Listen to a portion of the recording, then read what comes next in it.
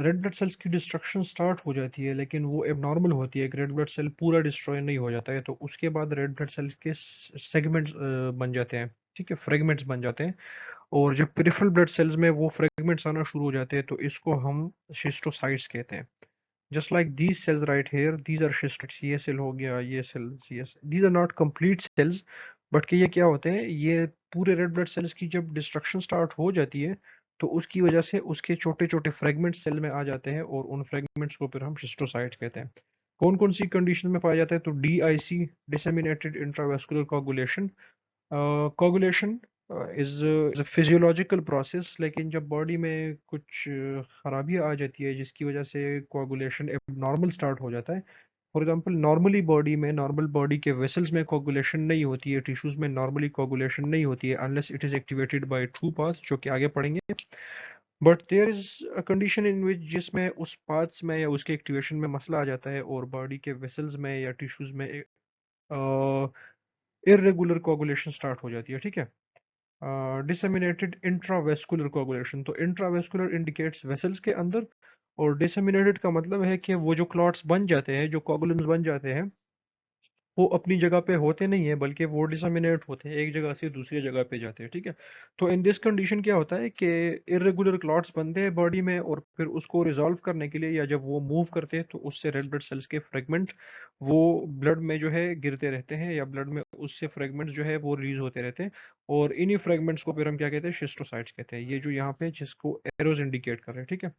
The second one is microangiopathic haemolytic anaemia. वही बात है, वेसल्स की मॉर्फोलॉजी खराब हो गई, माइक्रो जो वेसल्स है उनकी मॉर्फोलॉजी खराब हो गई, तो उसकी वजह से क्या होगा?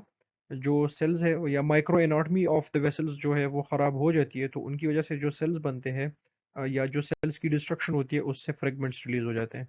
और the third one is mechanical haemolytic anaemia.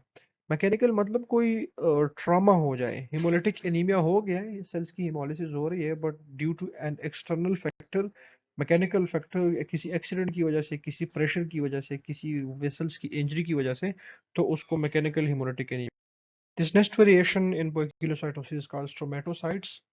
और नॉर्मल जब हम सेल्स पढ़ रहे थे, रेड ब्लड सेल्स की मॉर्फोलॉजी पढ़ रहे थे, तो उसकी मॉर्फोलॉजी क्या थी कि हमारे पास एक राउंड सेल था, ठीक है, जो जिस तरह यहाँ पे है या यहाँ पे है, और उसके सेंटर में एक राउंड पैलर कलर था, ठीक है। बट इस सेल में क्या होता है?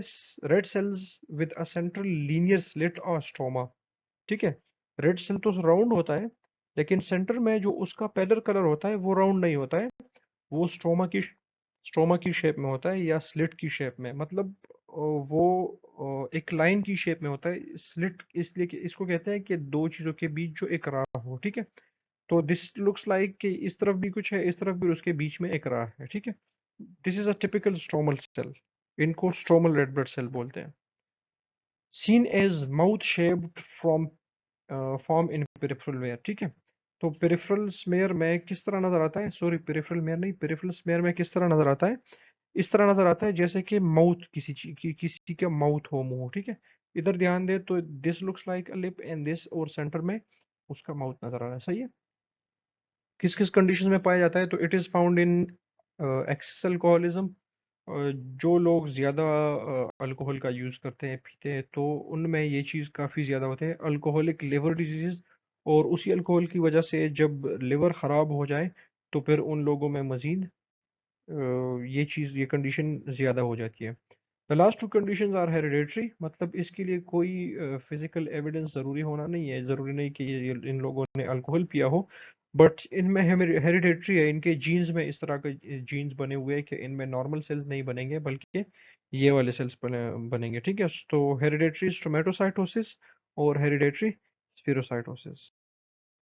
This next variation in red blood cells shape is called Burr cells or crenulated cells. And what is the morphology of these cells? So these cells look, these red cells are with uniformly spaced pointed projections on their surface. Normally they look like a cell with spikes on their surface. If you look at these cells, so these are round, but they have spikes or projections, uniformly spaced projection. मतलब ऐसे नहीं कि एक side पे बहुत ज्यादा spikes है और दूसरी साइड पे कुछ नहीं है, बल्कि पूरे सेल को प्रॉपर स्पेस के मतलब हर एक प्रोजेक्शन के बीच स्पेस होता है, और इसी तरह द सेल लुक्स लाइक, आजकल के ज़माने में अगर कंपेयर किया जाए तो it looks like a Covid virus in 2D। और कौन कौन सी कंडीशन में यह पाया जाता है, तो it is found in haemolytic anaemia and megaloblastic anaemia. This next variation is called horn cells और keratocytes. Red blood cells shape variation है और इनको केराटोसाइट्स कहते हैं या हॉर्न सेल्स कहते हैं। As the name indicates horn, so these look like सींग, ठीक है ना। इसमें होता क्या है कि सेल का कुछ पार्ट जो है वो ब्रेकिंग के बाद वो दोबारा फ्यूज हो जाते हैं back. Part of the cell fuses back, leaving 2 or 3 horn-like projections, and this keratocyte is a fragile cell and remains in circulation for only a few hours. ये सेल अगर आप देखें यहाँ पे, तो एक प्रॉपर सेल है और उसके दो इस तरह नजर आ रहे हैं कि उसके दो सींग होते हैं, ठीक है। यहाँ पे उसको थोड़ा स्पेसिफाई किया गया है, दिस इज अ सेल, और दो पार्ट्स उसके दोबारा उनकी फ्यूजन हो गई है। यहाँ पर अगर आप देखें तो उनकी दोबारा से फ्यूजन हो रही है या ब्रेकिंग हो गई है उसकी। और ये किस तरह नजर आते हैं, दीज लुक लाइक स्पाइक्स और सॉरी हॉर्न्स, और इसलिए इन सेल्स को केरेटोसाइट्स बोलते हैं या हॉर्न सेल्स बोलते हैं। और ये सेल बहुत ही फ्रेजाइल होते हैं, नाजुक होते हैं, और कुछ ही दिनों बाद इनकी डिस्ट्रक्शन हो जाती है इन वेसल्स और ये सेल्स खत्म हो जाते हैं। कौन कौन सी कंडीशन में ये पाए जाते हैं, so these are found in severe burns, burn injury जिन लोगों को हो जाए और जलने के बाद जो है ये सेल्स ज़्यादातर पाए जाते हैं। या ईडीटीए आर्टिफैक्ट्स है। ईडीटीए मतलब एक प्रिजर्वेटिव आता है ट्यूब्स में, स्पेसिफिकली दोज ट्यूब्स जिसमें हम सीबीसी करते हैं, ethylene diamine tetra acetic acid. और जब रिकमेंडेड ब्लड से हम बहुत कम ब्लड ले लें ईडीटीए ट्यूब के अंदर, तो उस कंडीशन में ये सेल्स इस तरह हो जाते हैं।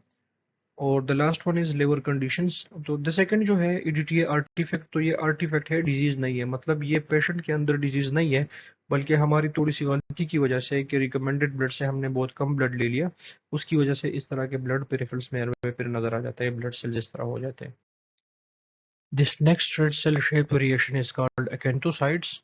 और एक्anthocytes तकरीबन सेम एज क्रीनेटेड सेल्स, बस थोड़ा सा डिफरेंस है। क्रीनेटेड सेल के सरफेस पे हमारे पास स्पाइक होता था, स्पाइक मतलब कि उसका एंड जो था वो पॉइंटी एंड था, ठीक है। पॉइंटी मतलब स्पाइक की तरह तेज धार वाला एंड था। ओवर हियर थोड़ा सा डिफरेंस ये है कि इनका एंड राउंड होता है। इस सेल को अगर आप देखें तो इनका एंड राउंड होता है। एंड द अदर थिंग के उसमें जो प्रोजेक्शंस थे उसमें प्रॉपर स्पेस था सारे प्रोजेक्शंस के अंदर, जबकि इधर आप देखें तो स्पेस होना ज़रूरी नहीं है। इनमें यूनिफॉर्म स्पेस है, इनमें है, और इसमें बिल्कुल नहीं है। दो प्रोजेक्शंस है, इसमें बिल्कुल स्पेस नहीं है। तो इन सेल्स के लिए ज़रूरी नहीं है कि इनमें यूनिफॉर्म स्पेस हो, ठीक है। मॉर्फोलॉजी क्या है इन सेल्स की, red blood cells with irregularly space projections, projections होंगे लेकिन इरेगुलर स्पेस होंगे। And these projections vary in weight but usually contain a rounded head, rounded end, ठीक है। इनका डेप्थ डिफरेंट होगा, मतलब कोई ज्यादा लंबे होंगे, कोई भी छोटे होंगे, लेकिन जो सब में कॉमन बात है वो क्या है कि इनका जो एंड होगा उसका हेड राउंड होगा, उसका एंड क्या होगा, राउंड होगा।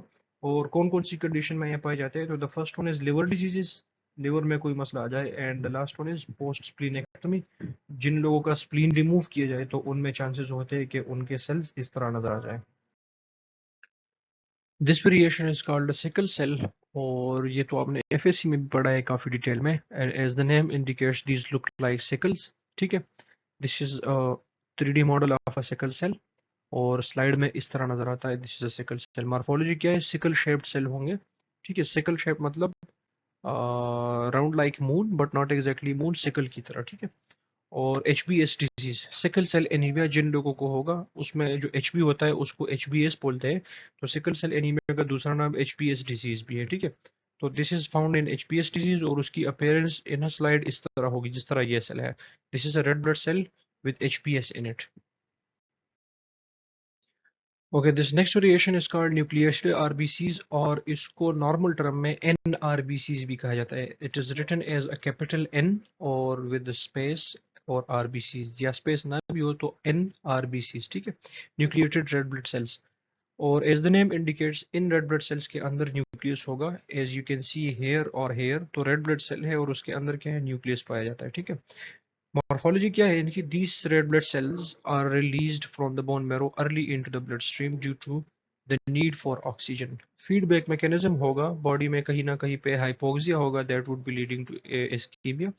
और इस्कीमिया को अवॉइड करने के लिए फीडबैक मैकेनिज्म बोन मेरो को कहता है कि आप जल्दी जल्दी रेड ब्लड सेल्स को रिलीज कर दे। तो इस तरह रेड ब्लड सेल मेच्योर होने से पहले ही या रेटिकुलोसाइड स्टेज से पहले ही, पाइक्नोसिस से पहले ही सर्कुलेशन में आ जाते हैं।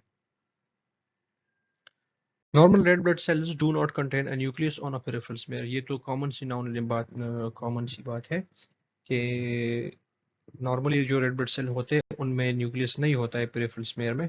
लेकिन इन अ कंडीशन जिसमें हाइपोक्सिया हो लीडिंग टू इस्कीमिया, तो उसमें ये पाया जाता है। इसलिए इसके काजेज भी नहीं दिए गए हैं। This is not a disease state.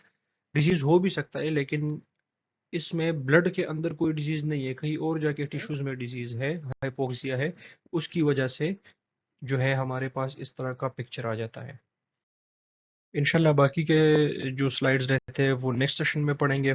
इस सेशन को गौर से सुने, प्रैक्टिस करें और बुक से भी पढ़ें।